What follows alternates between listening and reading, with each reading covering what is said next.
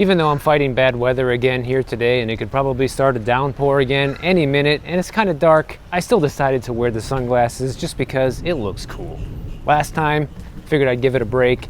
It's nice to walk around without them sometimes, but you know, it's just part of my style, guys. You guys say it all the time in the comments. You know what's up, that the sunglasses just seem to be part of my personality and my brand at this point. And honestly, I'll take it. I think it's cool. I love wearing the sunglasses. And by the way, if anybody ever wants to pick up a pair, I have a link for them down in the description below. Now, I saw something today that just made me pretty much burst out laughing. And that was a story from Morgan Stanley saying how the housing downturn is virtually over.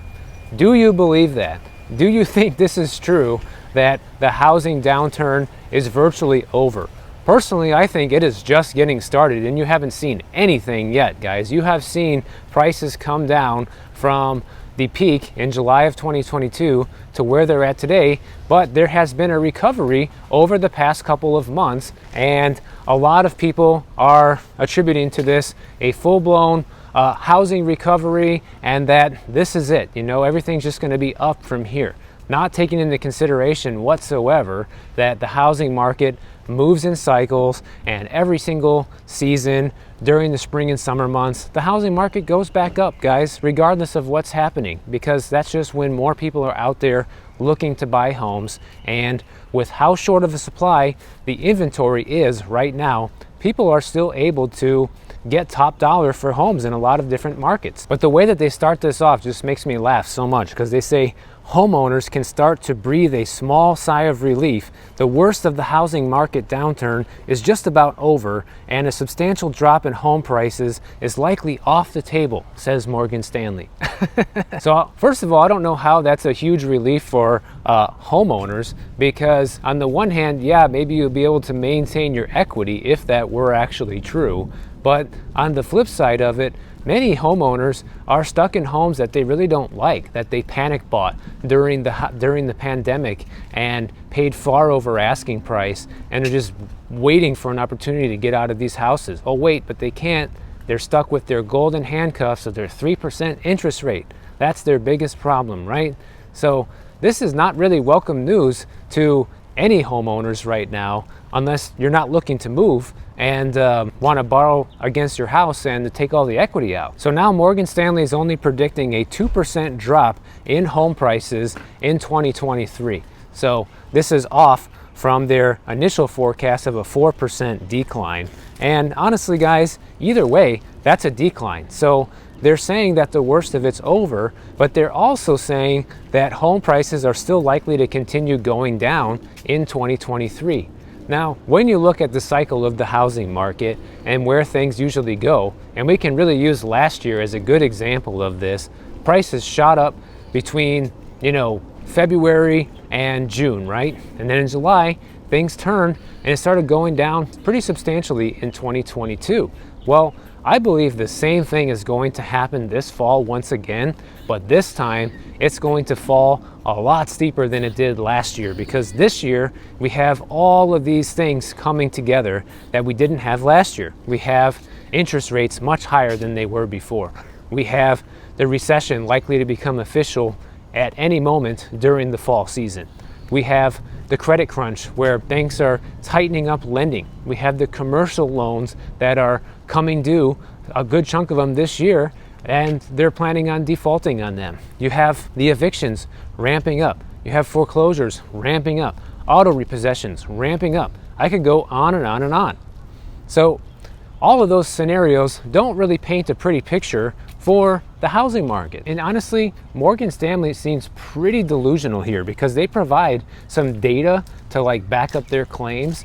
But really, when you look at the data points they're providing, it seems even more laughable, because check this out. They're saying that demand in the housing market is starting to stabilize and home sales appear to be bottoming. And here are the number of existing home sales by month. Yeah, let's take a look at that, guys. This chart that they brought up here of existing home sales goes all the way back to 1999. And as you can see, as of right now, of April of 2023, we are literally at the lowest level of existing home sales that we saw since the last housing downturn in 2008, and then it went down even further in 2010. And interestingly enough, if you zoom in here, guys, you saw there was a small recovery right during this spring selling season, but now it's already started to reverse and go back down again.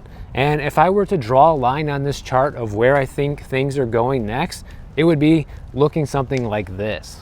Now, this house has been on the market for about 90 days. They're asking $2.8 million, $200,000 price reduction, and the owner of this house is going to make a fortune when he sells because he bought it back in 2012 for only $850. So even if he only sells it for $2 million, he's still making a ton of money. And they tried renting it a couple times, nothing really ever happened, and the property tax bill here is $15,000 a year, and that is with a homestead exemption. So this would be a good one to follow up on when it actually sells to see what someone's actually willing to pay for a waterfront house like this. And here's the next lie that makes no sense that these guys are saying, and once again, they're putting up their own data, but it all makes no sense. Take a look at this, guys. Here's a chart of the Housing Affordability Index, which you can also see is at its worst level that we have seen since the late 1980s. So 30-something years ago was the last time affordability was this bad, but yet they're talking about how the affordability is stabilizing in the housing market. Stabilizing how? Meaning that it's remaining stable at unaffordable levels? Is that how it's stabilizing? Because that's the only thing I can gather from this chart right now. Every time I walk past this house, you guys mention this. So look at that. We have the silver tiger or jaguar, whatever that is, and you have the gray gorilla on the roof. And then across the street, they have Iron Man in the front yard. Not sure what's up with all that, but it's pretty neat. So I don't know what type of story that Morgan Stanley is trying to tell here with their data, but when they throw up their own charts of data here and try to make their points, it all sounds like cheerleading to me. It all sounds like a big fat lie, guys, because the affordability index is as low as it's ever been since the late 1980s, okay?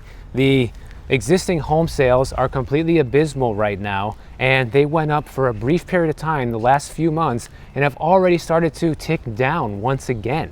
How is that a recovery? How does that mean home prices are at the bottom? To me, this is all just make-believe right now. And you have a big bank like Morgan Stanley coming out and making public statements like this, which is why I make these videos, to push back against all the BS that is being touted out there these days.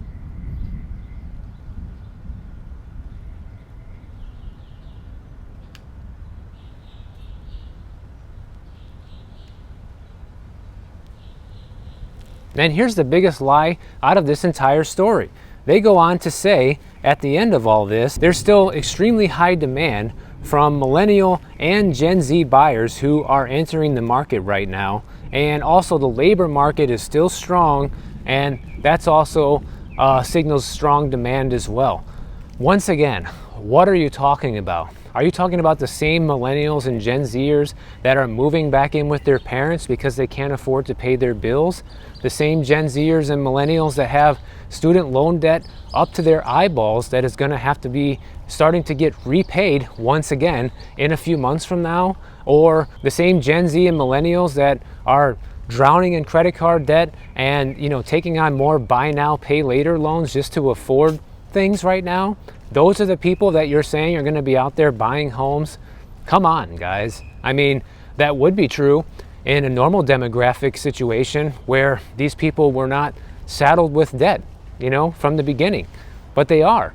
And guess what? The more debt you have, the less home you can qualify for, or maybe you can't even qualify at all because you just have too much debt. All right, and that's the situation a lot of these millennials and Gen Zers are in, but yet Morgan Stanley is saying that they are going to come in and save the day with this housing market. And we know this is not true because a couple months ago I covered how, you know, people in this age group are actually spiteful right now because baby boomers have been the ones making the lion's share of the housing purchases over the past couple of years, because they're the ones that have the most wealth. They're the ones that got to enjoy historically low interest rates for decades, the big bull market runs up in the stock market, and take advantage of all of these like seemingly perfect economic conditions. And they're the ones that have the money, and they outbid millennials and Gen Zers all day long to buy these homes, guys. So as much as millennials and Gen Zers might want to go out and buy a home right now, they're pretty much locked out financially, unfortunately. And even if they have the income, there's a good chance that their debt to income ratio is just too high, and they probably wouldn't be able to qualify at today's prices and rates. And let's not forget about the recession. Oh yeah, we forgot about that, right? Because there still hasn't been a recession, so we just forgot about it. There isn't going to be a recession, Michael. Okay, well, Deutsche Bank just reported that they see there's going to be a 100% probability the US is going to have a recession, guys. And that's based on the Fed's funds rate, and which is the highest level that it's been since 2006, which is all the interest rate hikes that the Fed has been doing. And they're saying that because there's going to be more rate hikes to come, at least that's what Jerome Powell said at the meeting last week, that this is a guarantee that it will cause a recession later this year, because this is the first time we've had a policy-led boom and bust cycle in the last 4 decades. So pretty much because of all the bad decisions that have been made with the quantitative easing, the money printing, and then the interest rate hikes that have happened, extremely fast compared to history, this is all coming to a head later this year, and this is going to cause the economy to tip over into what they're going to say is the official recession. Okay, 100% chance, they're saying. So there's no chance that it won't happen. What do you guys think about that? Now, I know some of you eternal optimists out there are going to say, well, we haven't had a recession yet, so if we've been able to make it through all of this, then there's definitely not going to be one. But I would say, to push back on this a little bit, guys, that there's never 100% guarantee of anything, okay?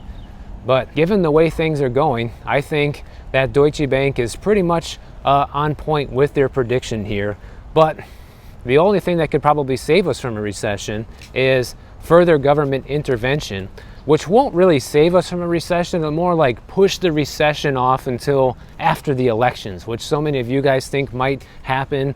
And that is a possibility. They've been known to do things like that, so maybe something like that is possible. To me, it doesn't really matter. Just like the eviction story we covered yesterday. Oh yeah, you guys did a great job keeping people in their homes during the pandemic, and now there's record numbers of evictions taking place that are surging right now to the point where it's higher than pre-pandemic levels. So to me, this is going to be the same story, only as we're referring to the recession. Nothing different, just kicking the can down the road a little bit further, delaying the inevitable, and then when it finally does happen, wham, it's 10 times worse than it would have been if they would have just let it happen now. You know, it's pretty bad when you hire a realtor to sell your house, and then the first line of the description they put in the place is, "Don't miss the opportunity to build your dream home." In other words, your house is so crappy that it's better to just knock it down and start all over. And they've been trying to sell this place really on and off since 2018, a year after they bought it in 2017.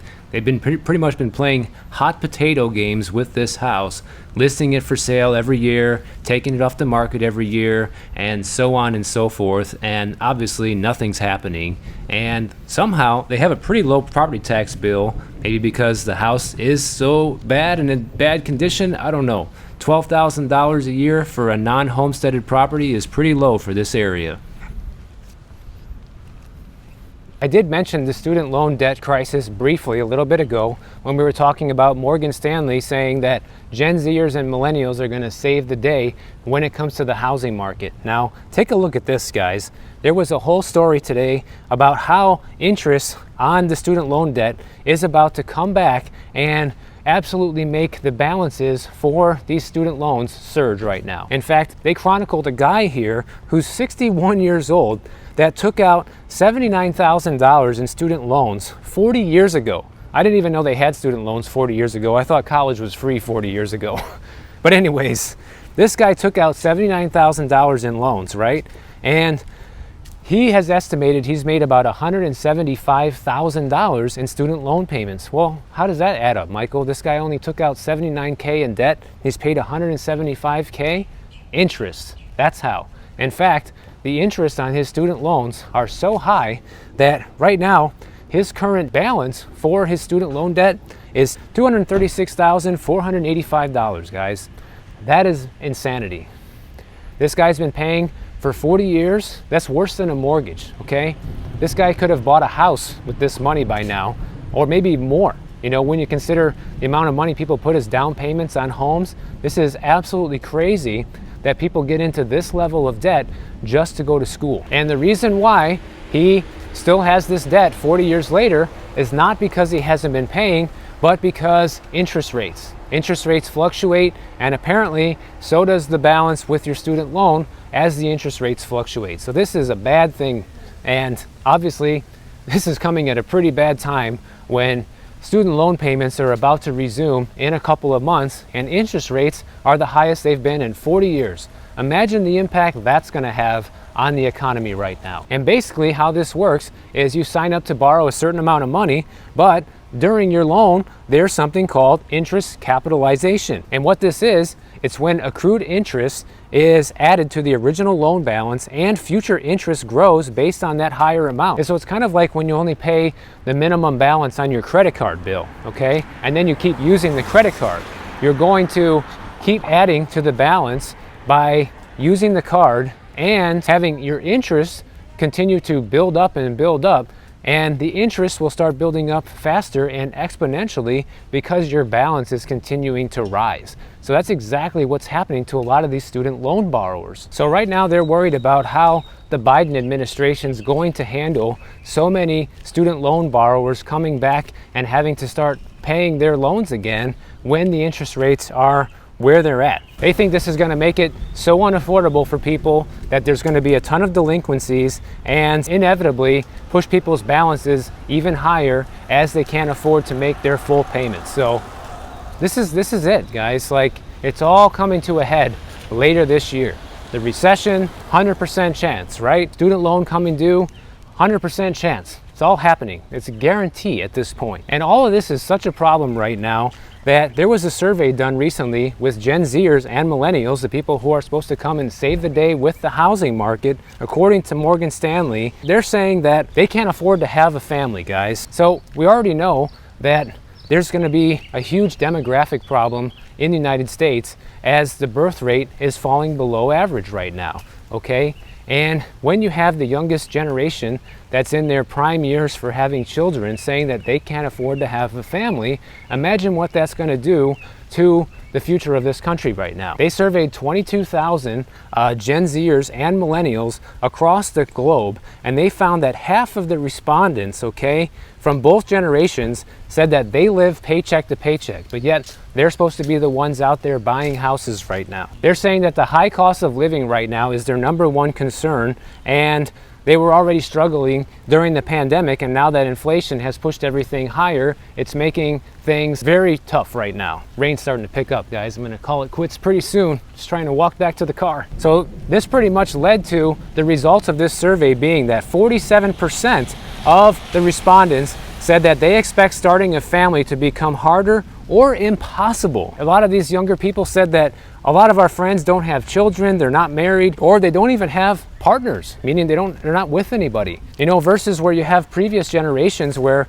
pretty much everybody got married and had kids, and that was just the way it was, especially like in my parents' generation, and even I would say the generation before me, Generation X, many people are like that. But moving forward, guys, I don't see that being the case because people cannot afford it. People want to have families. It's not that they don't want to have children, but how are you going to have kids when you can't even afford to pay for your own lifestyle is really the question right now. Adding to this problem even further, you know, you have home ownership completely out of reach for these people, rent being high, half of them are living with their parents still, but yet they're supposed to be the ones saving the housing market and going out there and supporting the entire economy right now. Well, that's not going to happen, guys. And I can guarantee you, once these student loan payments resume this fall, you're going to see everything start to fall apart then. Because this is the point when people that had all the money and spent money on going out to the movies and going to bars and dinner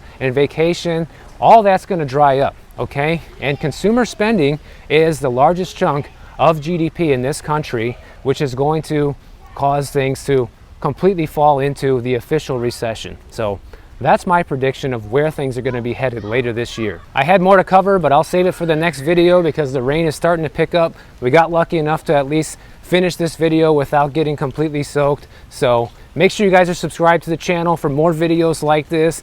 Give this video a like if you enjoyed it. And if you don't want to wait for my next one to come out, check this one out on the screen right over here, and I'll see you in the next one.